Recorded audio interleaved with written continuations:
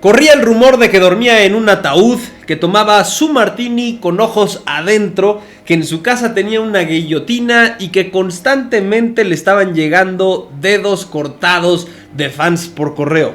Todas esas cosas son mitos y leyendas y yo creo que nunca vamos a saber si son ciertas o no, pero lo que es un hecho es que Charles Addams creó a la familia más tétrica, oscura y más divertida de toda la historia. La familia Addams, o como los conocimos aquí en México, los locos Addams. Lo que está diseñado para hacerte feliz no siempre tuvo un inicio feliz.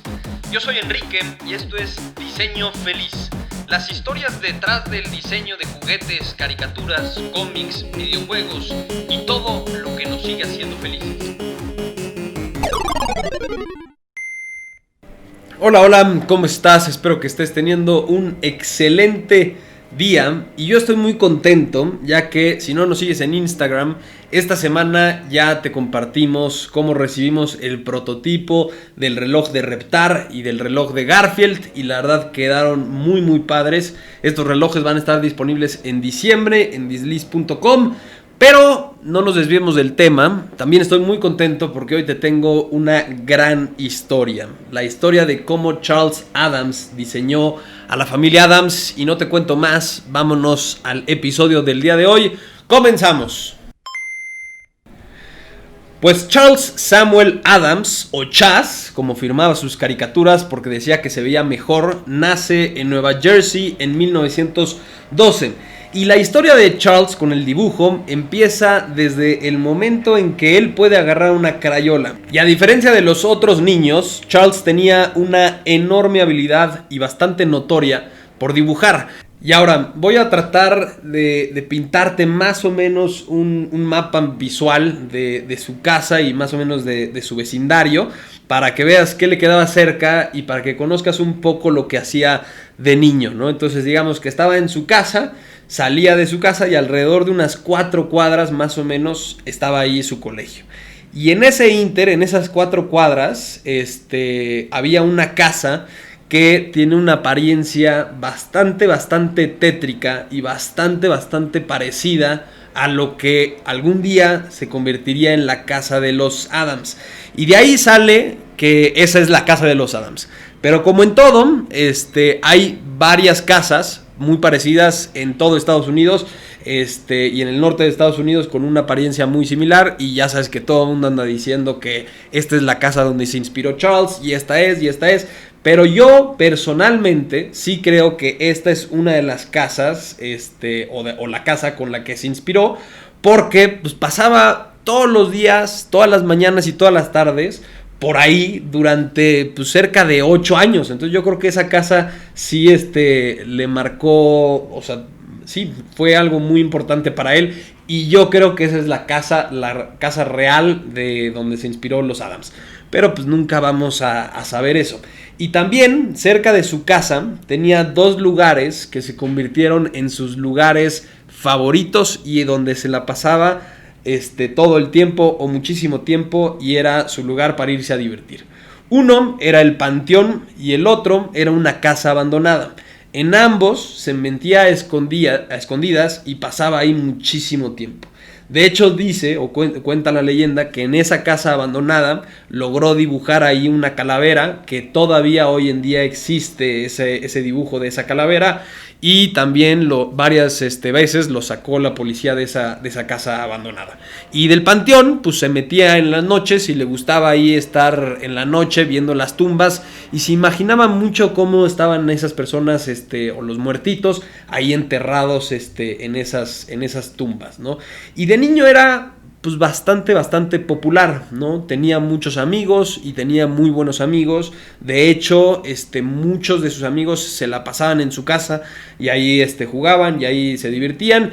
Y todos ellos coincidían que el sentido del humor de Charles era bastante diferente. O sea, era muy raro, pero a la vez divertido, ¿no?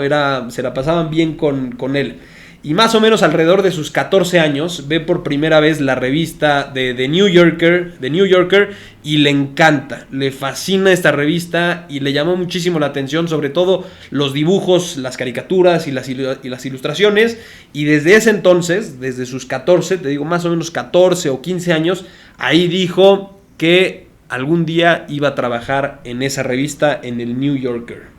Luego, un poco más adelante, ya en secundaria, se convirtió en el editor de la revista de su colegio, que se llamaba Weather Vane, y ahí hizo varias ilustraciones y varias caricaturas. Y ahí sus papás obviamente ya sabían que su amor era el dibujo y lo que quería hacer de grande era dibujar. Entonces sí lo empujaban mucho, sí le daban muchísimo apoyo para que pues estudiara arte y se especializara en dibujar. Y ahí entra en 3 universidades. La primera fue la Universidad de Colgate, pero se sale después de un año. No sé bien por qué se sale, pero se sale de un año. Luego entra muy brevemente a la Universidad de Pensilvania y finalmente se queda estudiando arte en Nueva York, en la Grand Central School of Art, que ya no existe esa escuela.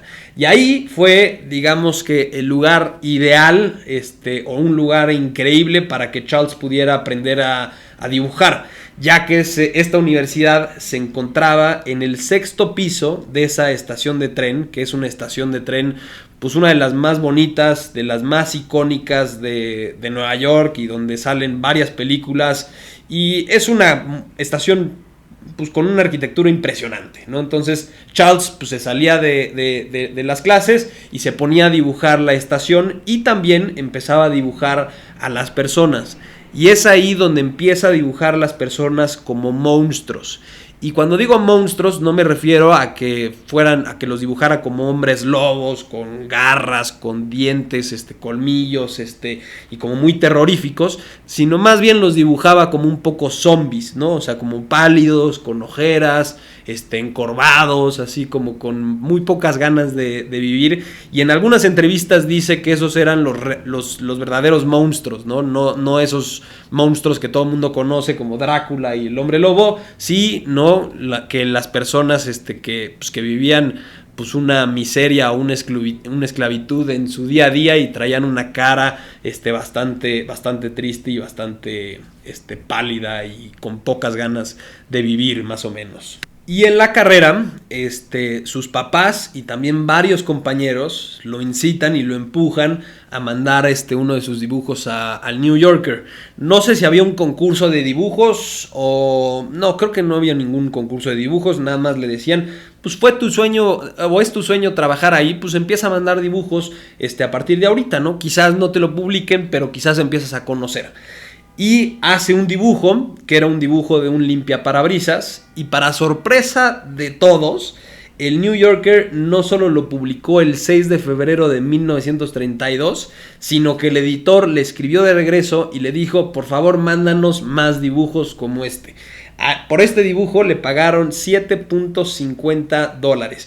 Y ahí es más o menos como empieza su carrera como caricaturista profesional. Y después también mandaba dibujos a diferentes revistas, ¿no? Por ejemplo a TV Guide y a la Cosmopolitan. Y también trabajaba para una revista que se llamaba True Detectives, donde su trabajo era básicamente 2 cosas.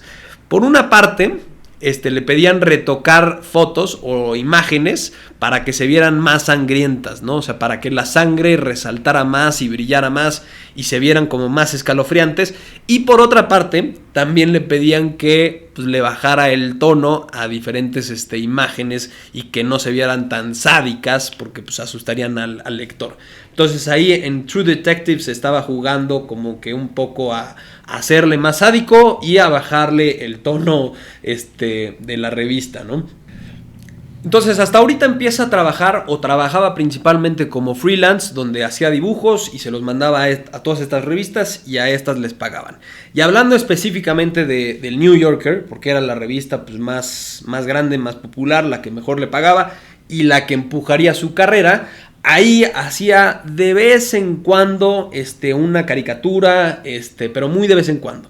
Pero fue hasta 1938 que ya empezaba a salir frecuentemente. Es decir, cada edición de New Yorker había un dibujo de Charles Addams y así empezaba, ¿no?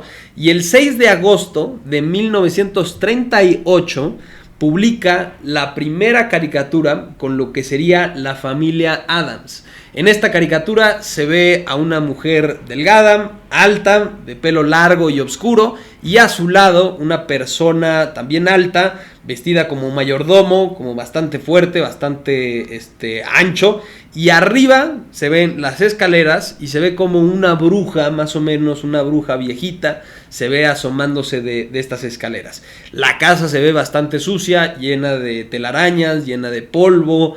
Hay unos murciélagos volando y en la puerta de la casa hay una persona tratando de venderles una aspiradora.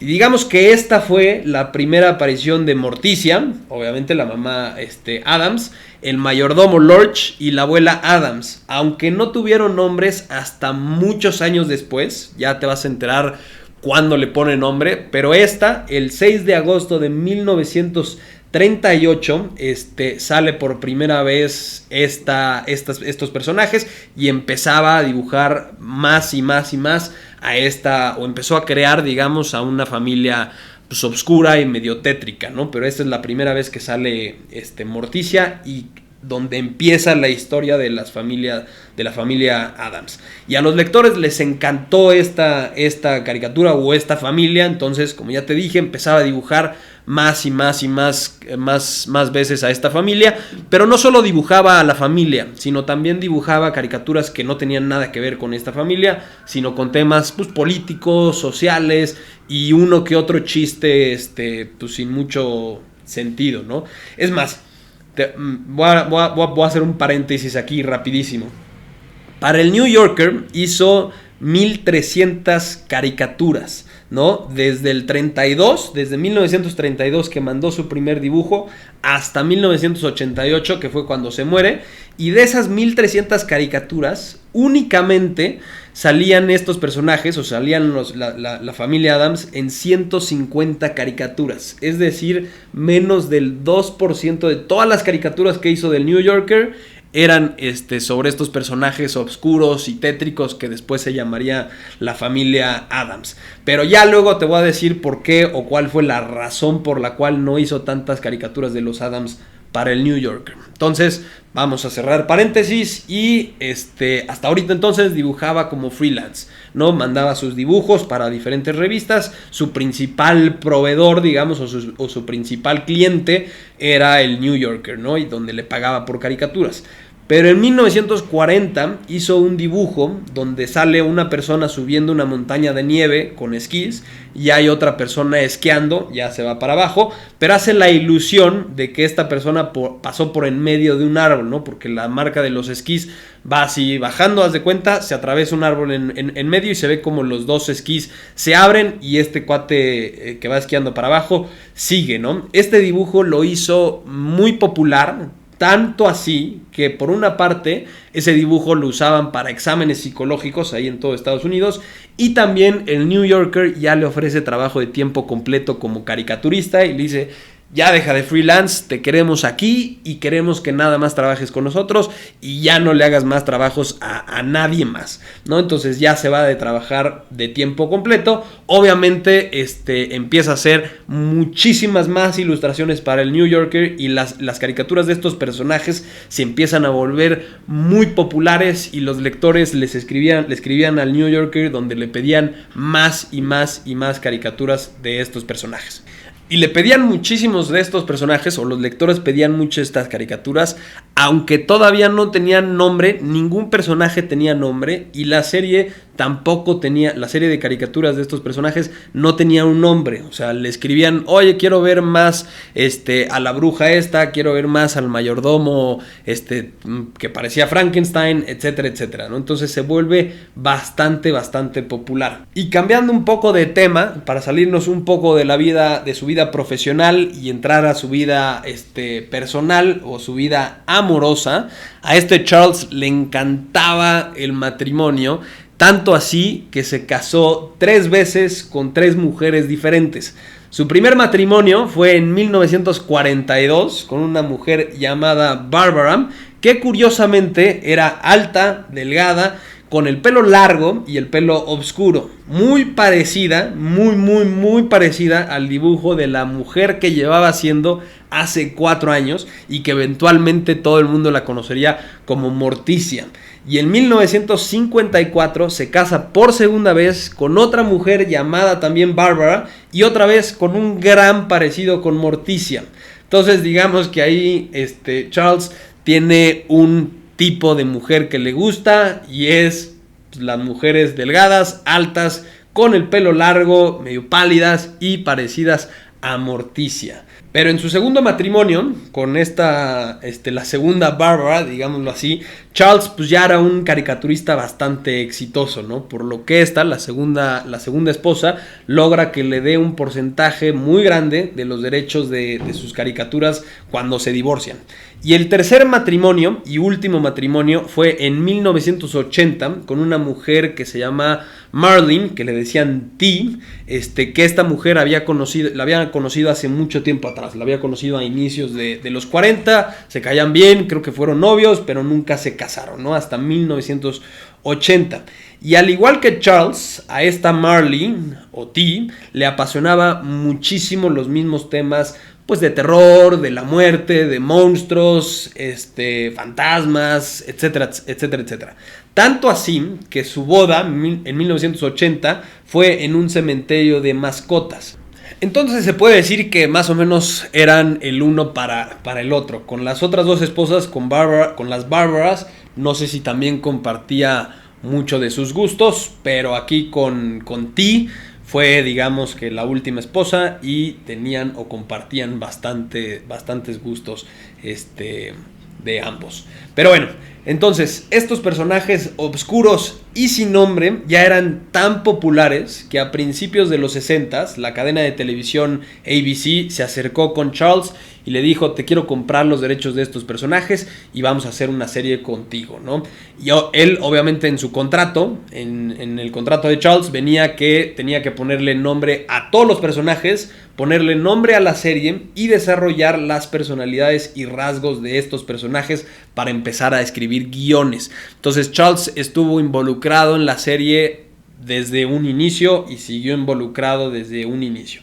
Y le puso Gómez al papá, Morticia a la mamá, a la hija Wednesday, al hijo Pugsley, que está el rumor que le quería poner Pubes, pero ABC le dijo: no hay forma de que el niño se llame Pubes. Entonces escoge otro y le puso Pugsley. Está también Uncle Fester, que es el tío Lucas, está la abuela Adams, el primo It, Lorch el mayordomo y la mano llamada Think, que curiosamente el actor que interpretaba al mayordomo también le hacía de la mano.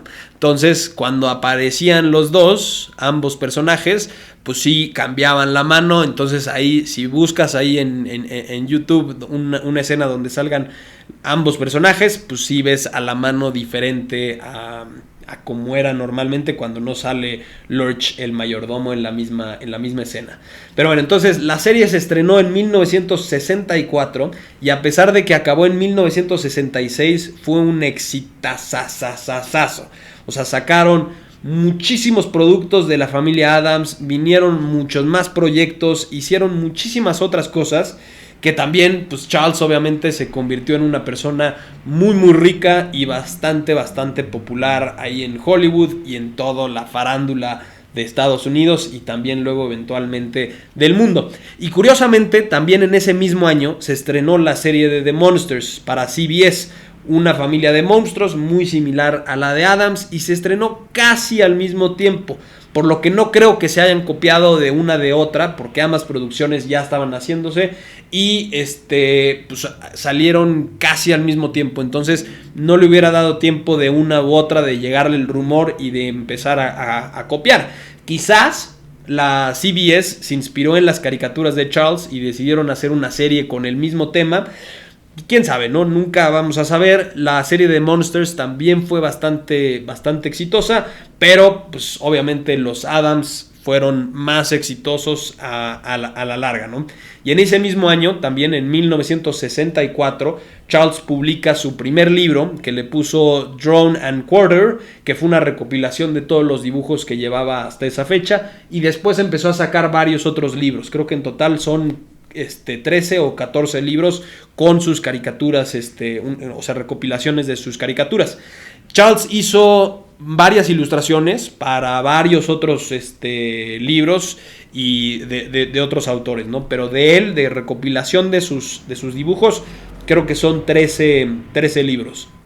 Y ahora sí, ahí te va la razón por la cual ya no dibujaba a los Addams en el New Yorker.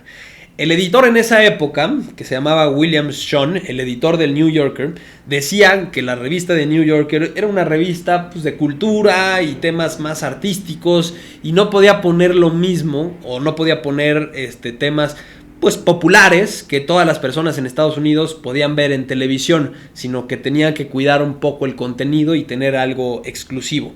Por esa razón, Charles deja de hacer caricaturas de los Addams para el New Yorker, pero obviamente siguió haciendo muchísimas otras caricaturas para el New Yorker.